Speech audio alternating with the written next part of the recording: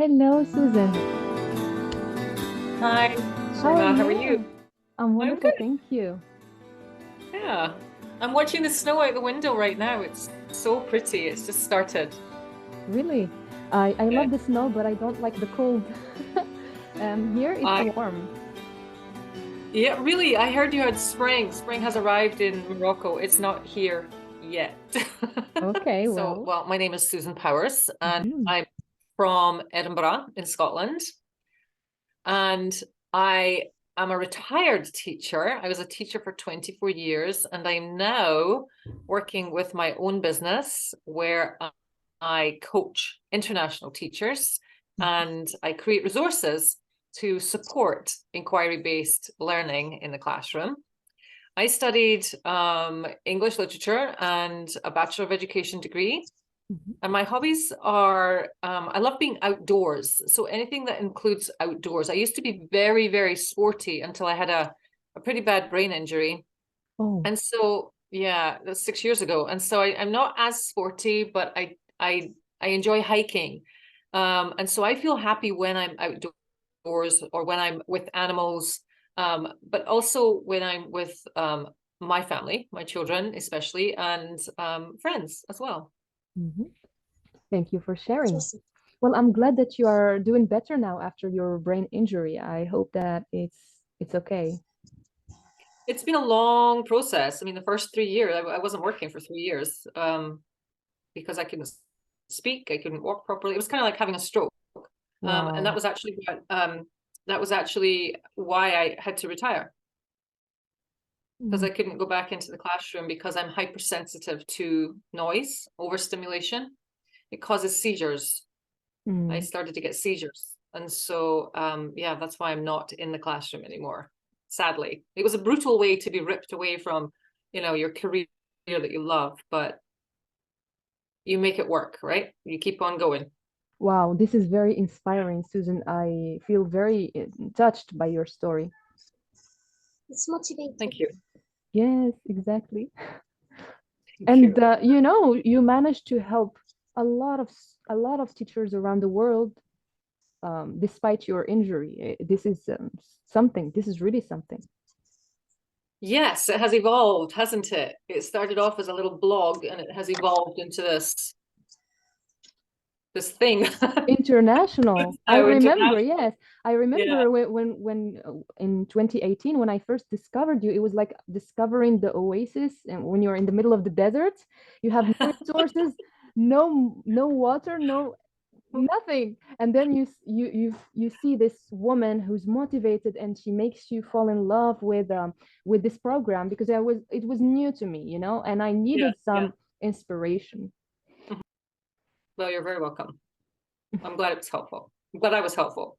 You So yeah. were, yeah. An IB school, it's a wonderful experience because you get to, how can I say, you get to provoke the critical thinking and the little Yeah. minds. Yeah, exactly. Yes. Well, if you go back to the UAE, I'm sure there's going to be a lot of opportunity there too for that because there's so many IB schools in the Emirates. Hmm. Mhm. Yes. As well. Everybody's background is different. Some of these international schools we have children who are coming in from as refugees coming in from. So, for example, when I was teaching in France, we had quite a few people who were coming in from Syria at the time, the Hmm. war. So this would be 2014, 15. It was around about the time of the war, and we had like footballers, like multimillionaire footballer kids. Their parents were or their father was a footballer. We had people from all over the world who worked for Interpol, for the World Health Organization. So there was a whole, different lots of different backgrounds, lots of different. I mean, there were 23 different languages in a class of 29 people.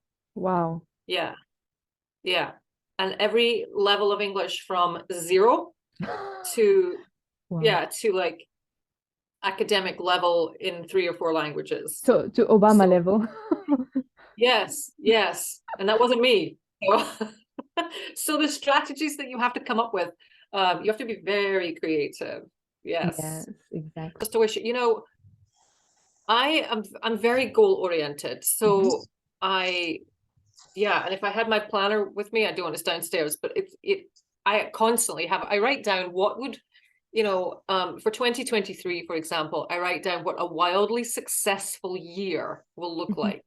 And it covers everything from, my personal life to my business life to my physical, fitness, and spiritual, everything. And so I like to write those down like brainstorming, and then I take a step and I actually create a vision board as well, so that I can see my dreams in front of me. And then I write down the steps each month that, okay, for January, my goal is to do this, this, this, and this. So it's almost like steps. And my current goal, I've got like 5 going on at once, but one of the goals is that I'm writing a novel. I'm writing a fiction novel. Wow. Yes. And I signed up with a class with Hay House Publishing. I don't know if you know Hay House Publishing, but it's a pretty big publishing company. And I signed up with their online course to guide me, because I needed some guidance with writing a novel. I've never written a novel before. And so I'm working through that as I'm working through research. And I've had the idea. So the idea was a dream for a few years. And now it's become a goal, because I'm actually physically taking steps to make it happen. Wow. So there you go. One day, Susan Powers, author. Exactly. And maybe just like Harry Potter, I don't know. We will see it. Yeah, you never know. What's your favorite language or languages? My favorite languages to listen to? Yes, or speak. I don't speak any language. Apart from English, I don't speak any language very well. So I can converse basic conversations in French. But then since I lived in Italy, everything has an Italian accent. Like I suddenly speak French and everything has an Italian accent. And I'm like, what is this?